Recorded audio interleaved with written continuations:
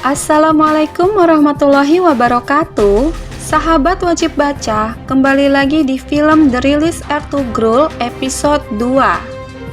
Sahabat, di akhir episode sebelumnya kita melihat dalam perjalanan Ertugrul ke Aleppo, dia bertemu dengan orang suci yang bernama Ibnu Arabi. Dan malam itu Ertugrul beserta pasukan terbaiknya, yaitu para sahabatnya, mereka memutuskan untuk beristirahat.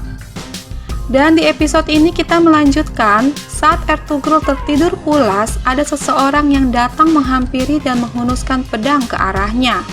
Namun dengan sikap siaga, Ertugrul terbangun dan perkelahian terjadi di sana yang menyebabkan Turgut mendapatkan anak panah.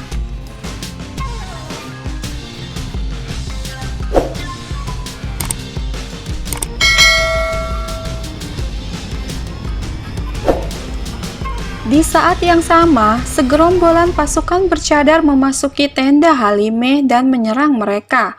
Yang saat itu, Yigit, adik Halimeh tertangkap oleh salah satu pasukan bercadar. Namun dia berhasil diselamatkan oleh seseorang yang bernama Afsin. Pertarungan terjadi yang di sisi lain Deli Demir datang untuk membantu dan menyerang para pembunuh itu. Kembali ke hutan, Ertugrul telah berhasil menghabisi semua musuh yang menyerang mereka. Namun ketika melihat luka yang didapati Turgut, mereka memutuskan untuk pindah dari sana. Di sisi lain, Titus yang saat itu mendatangi Karatogar marah besar dan menyalahkan Togar karena membiarkan Ertugrul lolos darinya. Titus berjanji bahwa dia akan menangkap Ertugrul dan membunuhnya. Namun Togar mengatakan jika kau menyerang muslim di daerahnya, itu akan mengakibatkan Sultan mengetahuinya. Dan Titus tetap pada niatnya, dia tidak akan membiarkan Ertugrul hidup. Perselisihan terjadi di antara Togar dan Titus. Titus mengatakan jika saja Togar bukan pilihan Sultan, maka dia pasti akan sudah habis di tangannya. Lalu Titus pergi meninggalkan Togar. Keesokan paginya, di perkemahan Kai, Dundokdu yang saat itu tengah dihukum karena ulahnya melawan ayahnya, dia masih menyimpan amarah dan mengatakan pada Selcan bahwa suatu saat nanti di seluruh suku akan mengetahui siapa Dundokdu yang sebenarnya. Selcan bertanya apa maksud dari kata-katanya dan mengatakan jangan biarkan kemarahan mengaburkan pandangan Anda. Lalu Dundokdu mengatakan bahwa Selcan lihat musim dingin sudah dekat. Karatogar sudah melakukan langkah pertamanya. Bukankah mereka mengatakan bahwa Kai akan melindungi para tamunya, tapi lihat apa yang terjadi. Ini berarti suku ini tidak dipimpin, tidak memiliki bey dan tidak memiliki siapapun. Sementara itu, Sulaiman Shah sangat marah mengetahui bahwa penyusup telah masuk dengan mudah dan lolos dari para penjaga. Dia mempertanyakan hal itu. Lalu salah seorang kepala penjaga mengatakan bahwa mereka tidak mungkin melakukannya tanpa orang dalam.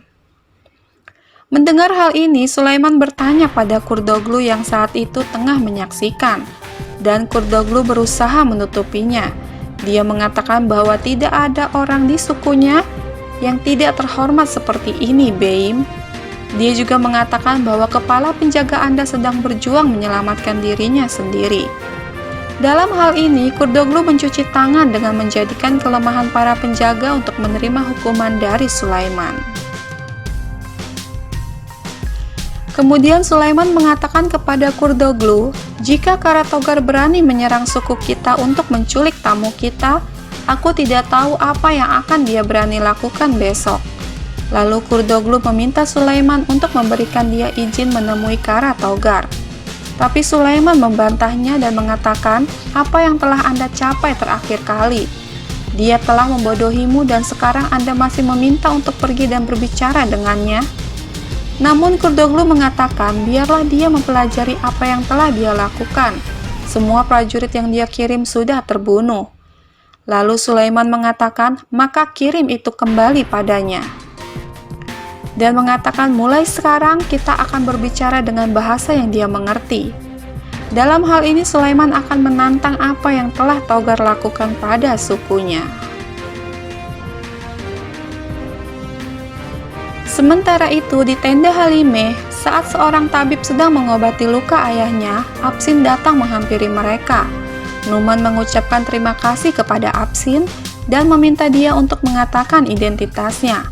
Lalu Absin memberikan kalung kepada Yigit. Dia mengatakan bahwa kalung ini adalah milik keluargamu, dinasti Seljuk. Kembali ke Ertugrul, dia dan pasukannya terus berjalan mencari tempat yang aman untuk mengobati Turgut. Melihat kondisi Turgut sangat melemah, mereka memutuskan untuk berhenti di pinggir sungai. Tidak lama Ibnu Arabi datang dan membantu mengobatinya. Kembali ke perkemahan, Absin mulai memberitahu identitasnya pada mereka. Dia mengatakan bahwa dia adalah pelayan adik laki-laki Numan, yaitu Melik Rukneddin, dan nama dia adalah Semseddin Absin Bey. Dia juga mengatakan, kakakmu meninggal dalam pelukanku dan kalung itu adalah miliknya. Lalu Numan bertanya, jadi Anda Absin? Dia menjawab, benar pangeran. Numan mengatakan, aku telah mendengar namamu sebelumnya dan kau terkenal sebagai seorang komandan yang baik. Tapi bagaimana aku bisa yakin kalau kau adalah Absin Bey? Bahwa ini bukan permainan yang dilakukan oleh Sultan Alaidin? Dan kenapa kau rela mengorbankan nyawamu untuk menyelamatkan kami? Lalu Absin mengatakan, kakakmu adalah pangeranku, tapi yang lebih penting sikapmu terhadap Sultan Aladin. Anda tidak terlibat pada perebutan kekuasaan. Anda tetap setia pada negara. Anda menahan diri dari membuat gerakan yang akan menaungi kesuksesannya. Anda tidak membayangi hari-hari cerah Seljuk dengan ambisi kekuasaan. Itulah mengapa Anda layak mendapatkan penghormatan tertinggi. Dan mengatakan, dengan izin Anda, saya ingin membantu Anda melarikan diri dari Karatogar. Namun Halimeh bertanya, bagaimana? Jelas bahwa ada seseorang yang membantu Karatogar masuk. Kalau tidak, maka mereka tidak akan memasuki camp dengan mudah. Lalu Absin mengatakan, saya tidak tahu siapa, tapi saya tahu apa yang akan dia lakukan selanjutnya. Tidak lama Aikis datang dan membawa Halimeh untuk menemui Haimeh.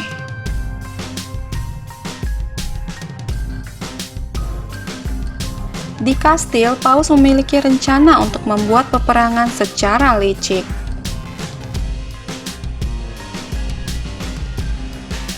Sementara itu, Kurdoglu menemui Dundogdu yang saat ini memiliki kecurigaan terhadap pamannya ini atas penyerangan yang terjadi tadi malam.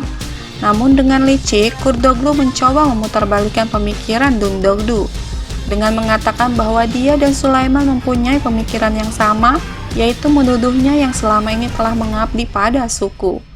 Kemudian Dundogdu mengatakan bahwa kita harus menyingkirkan masalah ini sebelum masalah mengelilingi kita dari semua sisi. Aikis dan Halimeh datang ke tenda Haimeh. Haimeh mengatakan bahwa dia meminta maaf atas penyerangan malam tadi. Haimeh juga menanyakan identitas Halimeh dan alasan dibalik penyerangan itu. Namun Halimeh masih dalam penyamarannya. Dia berbohong dan mengatakan bahwa dia dan ayahnya seorang pedagang yang saat itu ditawan oleh tentara salib untuk dijual ke Karatogar. Lalu Haimeh bertanya, di saat Anda dalam bahaya, tidakkah keluarga Anda mengetahuinya atau dari mana Anda berasal? Halimeh menjawab bahwa dia dari suku Kinik. Dan Haimeh mengatakan, jadi Anda dari suku di mana darah bey Anda mendirikan negara bagian Seljuk. Lalu Anda termasuk suku Kinik yang mana? Halimeh mulai gugup, namun saat waktu yang tepat Selcan datang dengan membawa beberapa kain. Namun Haimeh kecewa dengan hasil yang tidak memuaskan. Kembali ke kastil, Paus mulai menjalankan rencananya dengan mengirim beberapa pasukan berjubah dan dikirim ke seluruh suku muslim, terutama suku Kai untuk menjalankan misi. Pasukan itu memiliki kondisi tubuh yang buruk dan mereka ditugaskan untuk meracuni kaum muslimin. Dan satu hal, mereka diyakini bahwa jika mereka tertangkap, maka mereka harus membunuh diri mereka sendiri. Dan Paus mengatakan bahwa jiwa mereka dijanjikan surga. Sementara itu di perkemahan, setelah mendengar kabar yang kurang baik bagi suku Kai, Halimeh merasa khawatir. dan memikirkan cara untuk keluar dari masalah ini. Lalu Numan mengatakan bahwa ada cara untuk membuat warna menjadi lebih putih, dan Halimah memintanya untuk memberitahunya. Kembali ke Ertugrul, setelah berusaha mengobati Turgut, malam itu mereka mendirikan api unggun dengan para darwis. Yang tidak lama, 2 orang asing datang dan berpura bahwa mereka telah kehabisan makanan karena dagangan mereka telah diserang oleh pasukan salib. Yang nyatanya 2 orang itu adalah Titus dan anak buahnya. Lalu Bamsi B mengatakan bahwa terakhir mereka telah membunuh semua pasukan salib tanpa sisa. Mendengar hal ini, Titus memberitahu mereka tentang rencana pasukan salib akan memobilisasi seluruh dunia Kristen untuk menyerang Yerusalem.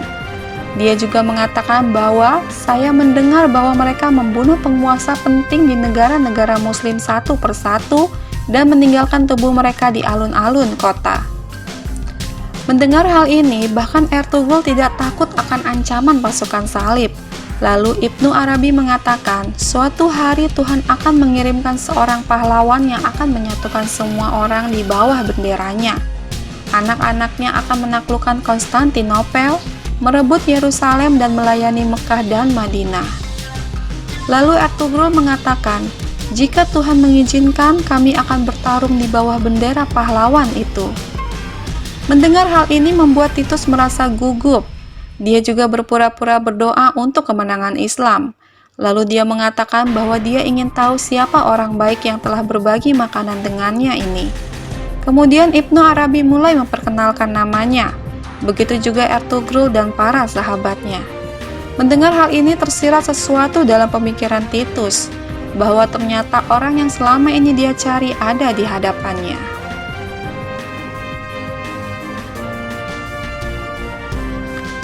Sahabat, bergabunglah terus bersama kami untuk mengetahui apa yang akan dilakukan Titus setelah menemukan pembunuh adiknya ada di depan matanya. Apakah dia akan menyerang Ertugrul dalam kesempatan ini? Atau mungkinkah Titus memiliki rencana lain? Jangan kemana-mana, stay terus di channel kami agar tidak ketinggalan episode-episode selanjutnya.